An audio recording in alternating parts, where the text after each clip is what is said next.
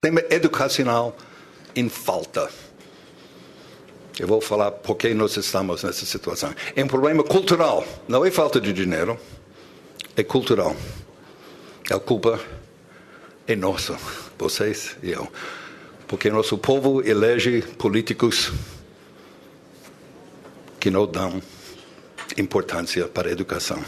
Prometem na campanha, depois eleito, esquecem. Então a gente não pode culpar as nações dominantes economicamente. A culpa não é deles sobre nosso sistema falha educacional. A culpa é nossa. No ensino das ciências, às vezes eles ensinam a história da Han, R-A, A experiência mostra que você ferve um balde de água, ferve água dentro de um balde, e você pega uma rã e joga fora, joga dentro, a rã pula fora imediatamente.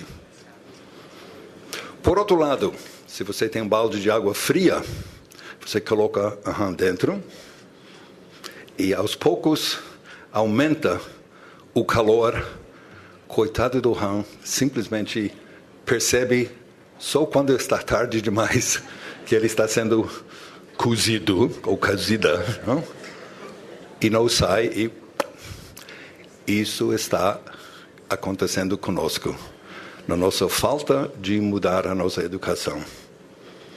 Será que nós queremos chegar daqui 20 anos e dizer, bom, queremos ser uma força importante? Quinta economia do mundo está ótimo, mas o que está suportando isso embaixo? O sistema educacional que não tem pessoas qualificadas em número suficiente. E eu não estou falando de pessoas com formação universitária. Universidade não é o lugar mais importante do mundo hoje em dia. Onde vocês trabalham é muito mais importante. Afeta mais pessoas, atinge mais ocupações e profissões. Você não precisa ir para a universidade para 80% dos trabalhos no Brasil. Para ser gerente de um supermercado, você não precisa de universidade. Pô, ora, quer dizer, vendemos para o povo brasileiro um mito. Todo mundo tem que ter educação para todos, inclusive educação superior. Não é necessário. Os números são muito claros disso. Mas vamos para analisar por que o nosso país vai, quer dizer, nós, os cofres públicos, vai perder muito dinheiro gastando só na incentivação de inovação, quando devia gastar uma soma equivalente para derrubar as paredes culturais que proíbem a inovação em educação. Eu vou começar com as conclusões. É sempre bom para a circulação, é um pouco diferente. Cuidado com convertidos, missionários. Eu sou convertido. Apesar do meu forte sotaque pernambucano, eu não sou daqui.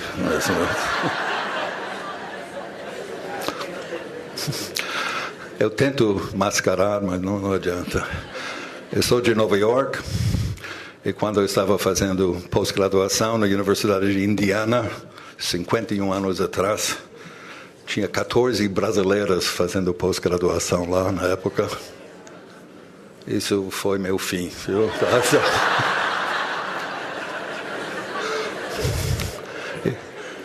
Entre as 14 tinha uma mineira que... Então, ela me conquistou pela barriga e este ano comemoramos 51 anos. Lecionamos 10 anos em universidades.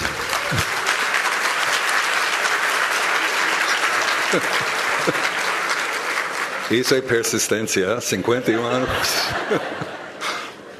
Lecionamos em universidades americanas, depois eu vim para um ano de pesquisa aqui, e na linguagem daquela época, quando eles falavam se tinha imaginário, um parafuso aqui segurando essa parte aqui, eu desbundei para o Brasil.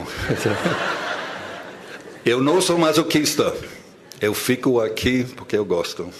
Eu amo este país, mas temos problemas. Eu quero ver este país ser melhor do que está. E isso só pode ser feito através de educação. Ensinar para os jovens como distinguir entre a verdade e a ilusão da verdade. Quando uma pessoa diz que está indignado, e como avaliar essa indignação.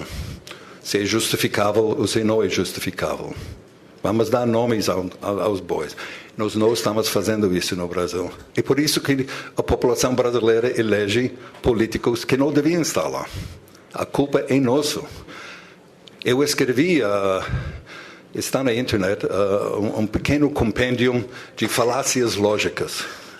Está lá, eu identifiquei uns 40 falácias lógicas em 2002, que vocês podem usar nas suas aulas e pode ser usado para levar os alunos a entender o que os políticos estão dizendo quando é falacioso, quando não é falacioso. Minha falácia favorita é da autocontradição. Exemplo, o aluno entrega o trabalho para o professor dizendo: professor, aqui é meu trabalho de fim de semestre. Não é exatamente o que você queria, mas eu fiz o máximo possível. Sorry, não dá. Está reprovado. Se não é o que eu queria, então por que você entregou? Entende? Infelizmente, é um mundo em que temos que ensinar para os jovens que tem consequências. Os atos têm consequências. E não somente isso, mas pessoas educadas não deviam fazer afirmações, nem no contexto profissional, eu diria nem no contexto social, doméstico, em casa, se não tiver exemplos para dar para comprovar isso. Opinião por opinião, eu não estou interessado em opiniões frágeis. Entende? Por isso eu não uso blogs muito. Eu não estou interessado que o dentista em Barbacena ou Pato Branco tenha a dizer sobre a guerra do Afeganistão. Eu quero a opinião de um cientista político, alguém que está realmente por dentro do assunto. Eu quero opiniões qualificadas com evidência, autoridade, etc. E a gente não está ensinando isso para nossos jovens. Tem um ótimo livro que já está em português sobre isso, O Culto do Amador. O Culto do Amador. Comprei numa livraria em Londres, não conheci o livro antes. É de um jornalista escrevendo sobre os perigos que essas redes sociais representam. Porque eles tiram toda a estrutura de autoridade de pessoas qualificadas para falar sobre certos assuntos e pessoas não qualificadas. Não, de vez em quando o dentista de Barbacena tem alguma coisa interessante a dizer sobre o Afeganistão. Mas por isso eu leio os jornais, porque os jornais têm a filtragem de qualidade dos artigos. Sim, não, as cartas ao editor.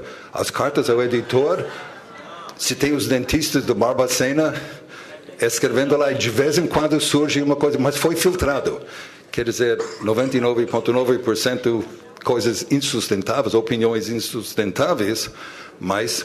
E nos jornais que eu leio no Brasil, há um bom balanço entre conservadorismo, progressivismo, etc. Bom, vamos segurar suas perguntas para mais tarde.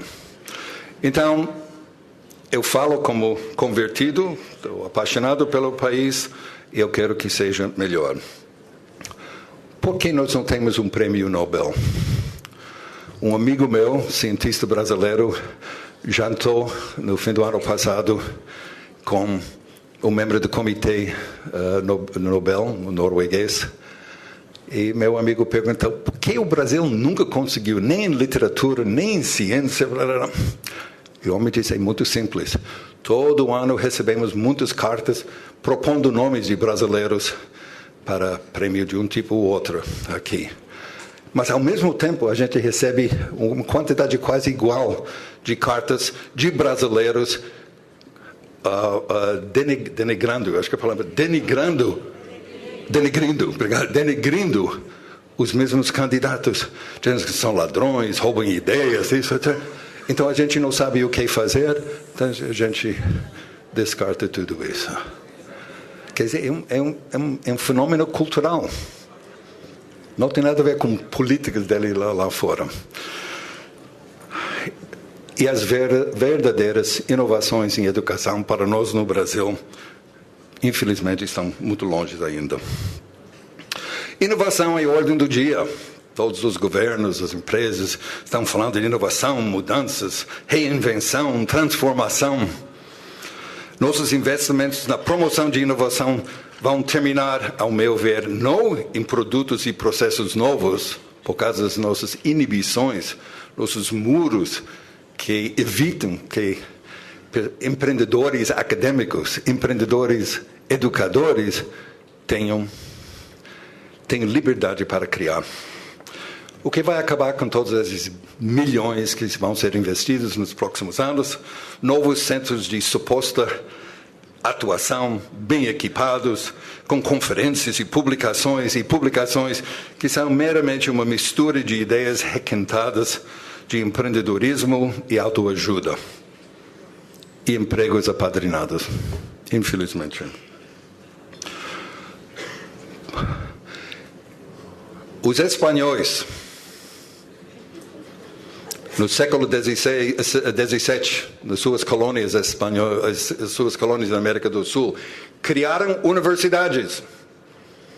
México, Peru, Argentina, universidades. Os portugueses, que nunca gostaram de universidades,